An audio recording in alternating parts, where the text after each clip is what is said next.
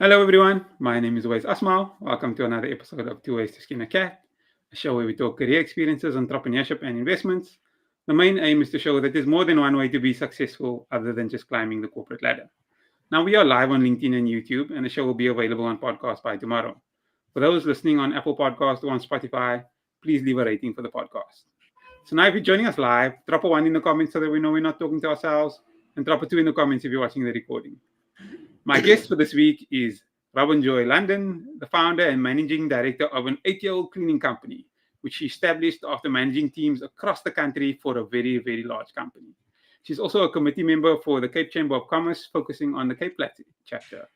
Robyn, thanks so much for joining me today. Thank you for inviting me, Wes. Let's jump straight in. Tell us your story. Where do you come from? And even outside of work, who is Robyn Joy London? Give us that backstory.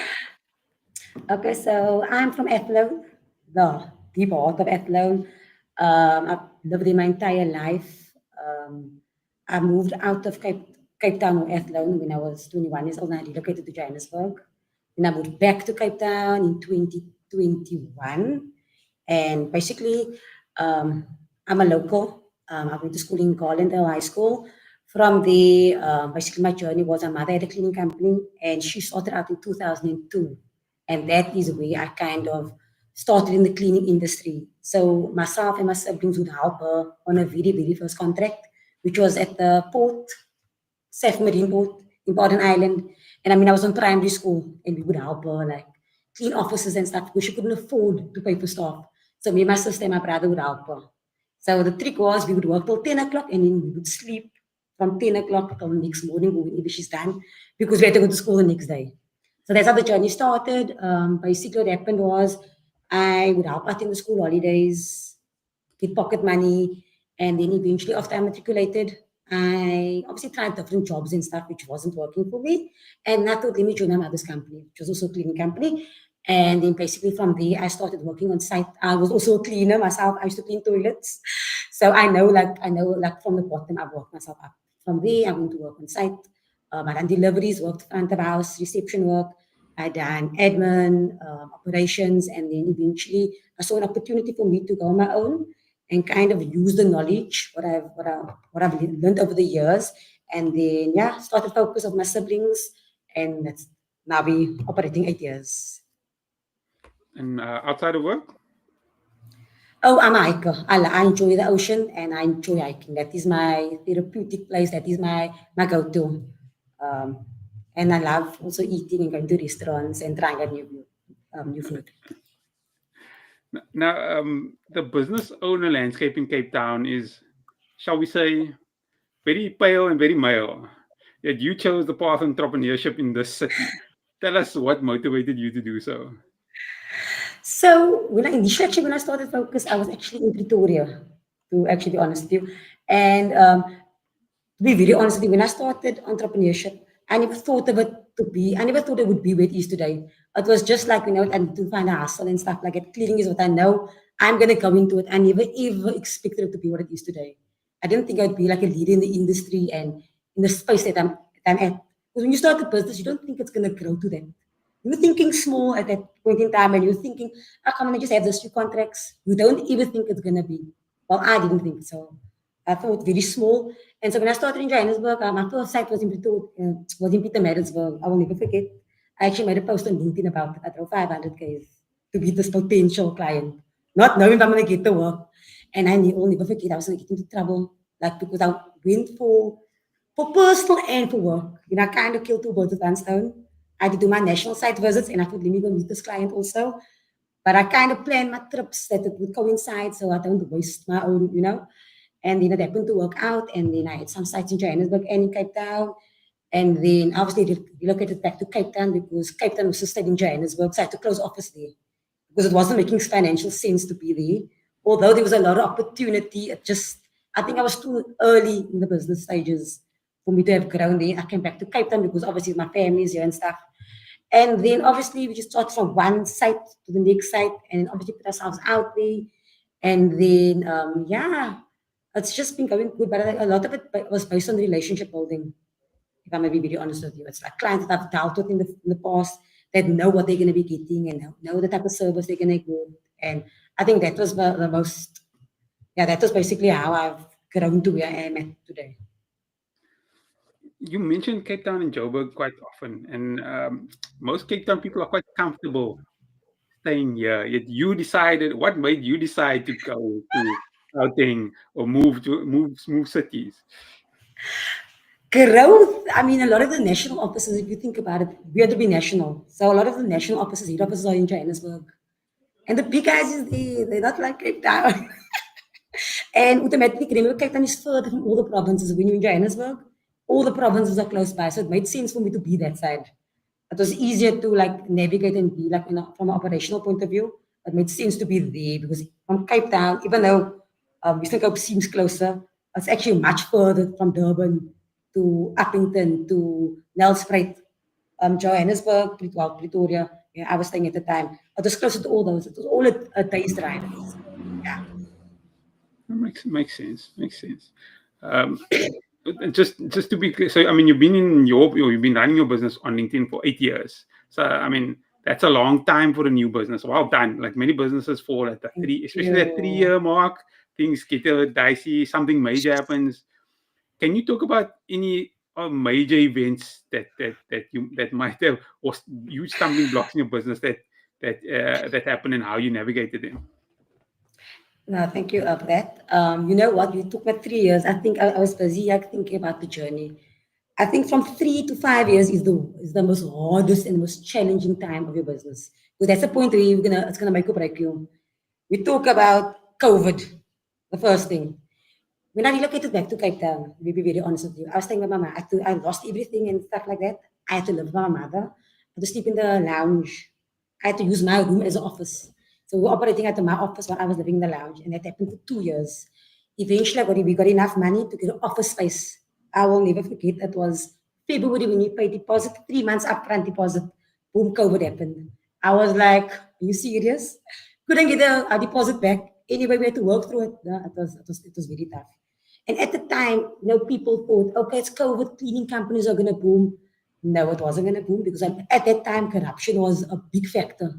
Everyone opened cleaning companies. The market was saturated with fly-by-nights, like saturated. And at that time, I mean, we were like 3, 4 years old at the time. We thought it's going to be like our booming time, but it wasn't, it was really, I had to lend money for wages. What got me through that period of time, I just had my vehicles and stuff, like personal vehicles and stuff. What got me through it was I landed a contract like a once-off job, but it was a big value job. I met a lady 3 years or 2 years prior to COVID. I met her at the exhibition, and she remembered that I was managing national sales and operations, and she remembered that. So she got a provincial contract with Western Cape and Northern Cape, and she wanted to do it, but she never had capacity. So I told her, no, I can do it. She reached out to me. She said, can you do it? I said, yes, I can do it. But I obviously done now the analysis. Like, it was 163 branches, right? I had to do it in 21 days. I didn't have money. Always, I didn't have money. I had to go lend money because at the time it was peak of COVID. People was not working. It was the risk factor. And I thought, how am I going to make now? I got people, I got like friends and stuff to come join in on the project, and I had to get money to pay people on a daily basis. I employed over 500 people over that 21 days, all across the Northern Cape, all across the Western Cape, and I had to make it work. I just you sometimes you think like you're in a situation and you think like I will never forget where I dealt with classism, I dealt with racism during that project, which I'm not familiar with. I'm a born free. And I would sit and I would cry at night and I'd be like, why is the people being like this with me? When I would work in the Northern Cape, because why is a Cape Townian working there? And I'd be like, guys, I'm just contracted. So, and you guys remember now, I'm also in my 20s. So I don't know how to deal with conflict and stuff like that. It's all things I'm learning on the way. And then what happened? We made it through. We just happened to navigate through it. But remember, we didn't have money. I had to lend money for wages because that was our main idea. That's the only way I could get people to work. Cash. People want cash money. They don't want to get paid the Friday. We would sleep. I swear to you, we would sleep at garages in the car. Next morning, we got to the garage, brush our teeth, wash us quickly in the garage because we couldn't get money. We never had money for accommodation. We would just buy chips for the shop for food and stuff. But that's the sacrifices we made. And for me, it was kind of exciting because I like to rough it out a little bit. I like hiking and stuff, so it's part of my personality. And I mean, if I look at all those times, in that moment, I felt like I couldn't do it because of all the pressure. You have all those people, and I had to do reports, and I had to report. Like on a daily basis, we did probably have 50 people working at it every day. I'm managing like 7 sites. I'm managing Kakamas, Kuruman, I'm managing Pet, I'm managing Neisner, all at once. I have to get the guys' petrol money, the people's cars got tire burst. I was like, oh my word, am I going to get money? I had to make a plan to quickly go to this one and that one. Don't you have so much leverage so long? I'm going to pay you back or whatever. But I made sure that I stayed true to my word with whoever I made commitments to. That at the end of the project, there was a payment delays. I told them about it and I made sure that they knew, look, at ease, I am going to pay you back. But these are delays. So I think the communication and the relationships, like I mentioned in the beginning, that played a crucial part to the journey. And just people understanding, for example, on that project specifically, I had a supplier that is a long time supplier. I told him, look, yeah, I have a project, but I don't have money now. I won't be able to pay you. Maybe like in 2 months, I'll be able to pay you. So it's all about relationship building and things like that. So that is how I navigated through that heavy disheartening point in the business. And then from there, I guess we just carried on. I became despondent with government because I kept getting rejected and bribery stuff, whatever. I said, I can't lose focus and blame the external factors that I don't have control over. I need to tackle the other avenue. So I went and approached private corporates, international companies. I just took a different approach to the entire business world because, when we go through things, especially difficult circumstances in business, we tend to always look at everything else. But sometimes the answer's in front of you. Sometimes you must just dig deeper. Do your research. There's enough for everyone to go around. There's so much different sectors. There's so much different industries. Sometimes maybe wherever you're looking is just not for you. So for me, like government work wasn't for me. So I rather would like stay away from it, because I could see, okay, you keep getting like decline and whatever else. So I told myself, no, man, I'm not going to let that stop me from getting ahead or going further. Because imagine I had to be like, oh no, I'm gonna just give up. And now look now today, we managed to survive all those like trials. So I hope that explains everything in a nutshell. No, it does, and that's an amazing. That's going to be an interesting story to tell for your book one day. But Yes, it is. for the audience, we'll be responding to questions towards the end. So if you have any questions, please add them to the comment section now so that we don't miss them.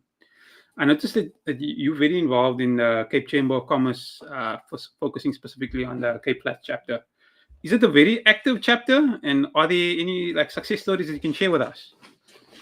Look, thank you for that. Look, I recently joined. I joined the Cape Chamber, I think last year, July, and also being from Athlone. So, they wanted to get Athlone up and coming. It was a little bit of I would say, it wasn't as active as what it is now, but we're busy doing like coffee shops, networking sessions for businesses in and around Athlone area. And we're busy. We have a full plan ahead for the year. So there's a lot of exciting things that's going to happen. But which will obviously be related on social media and things like that. So look out for things on social media. Yes, please. You mentioned like things are getting more busy, and you also mentioned that there's opportunities available for everyone. Can you talk about like business opportunities that are available for people on the Cape Flats? Look, I think that people need to get outside of their comfort zone. I think we're so afraid and we're so intimidated. We're so intimidated about in any aspect. I was driving, I'm doing a site in Clifton way out Atlantic Seaboard. And I was driving around, I was looking at all the business. And myself and my colleague, we went to go meet a new client yesterday. And I was like, there's so much warehouse and there's so much work everywhere. It really just takes you to get out and actually go look. You're going to get a lot of no's. If I'm going to show you my email trails of me being early last time, you will laugh. I am persistent. And the other thing is being persistent. If someone's going to say no to you now, in 2 years down, 2 years 2 years time down the line, it doesn't necessarily mean it's going to still be no. We need to keep trying, and we shouldn't just give up in that moment. Like realize I'm busy with a contract now, securing a deal now, and I'm going through my email chain. I like to reflect and I like to go back on how things transpired. And I'm thinking, oh, it's exactly a year ago. And I'm like, look how long it took me to actually get to this point of the specific line. It's like a tree. When you plant a seed, it's not going to grow immediately. You need to nurture it, you need to plant, you need to water it, you need to do all those type of things in order for you to obviously grow. And I think the same applies in business. There's a lot of work in Cape Town. Cape Town is that, like, I mean, we are booming, like in tourism, we're booming in like the wine farms. We are, I mean, I think we're sitting on such a good gold mine here right now. People don't even realize it. So, I mean, people, it just takes people to actually go out and obviously do the research on companies, find out. I mean, look at me in the cleaning industry. A lot of the times people do 3-year contracts. So for me, for example, what I do is if I see a client is reading a 3-year contract, I don't want to obviously take someone else's work from them. That's just not ethical. But what I'll do is I'll wait their term until the cleaning contract is up for renewal. And perhaps there's an opportunity for me. And if not now, maybe further down the line, there might be other opportunities. But you must always like follow up and check in. That is like key in any business operation, because the site, everyone's needs change. So what you need now, you might not need later, and what you need later, you might not need now. So It's a lot of it is to do with like limiting beliefs. We don't think we can do and we don't try. So I like how, I mean, the opportunities are there. That's so true. I noticed also that you've done quite a few courses and you've recently signed up for a course at the Stellenbosch Business School. Why do you keep learning? because I need to stimulate my mind, and if I want to grow, I need to keep learning, and we can never have enough knowledge. So I had a baby 2 years ago. Yeah, 2 years ago. And one of my things that I always do is I take at least 5 courses a year. I need to keep growing. Because remember, with everything changing, the world is changing. We need to adapt and with it, And we're gonna stay in the same place. How are we ever gonna know?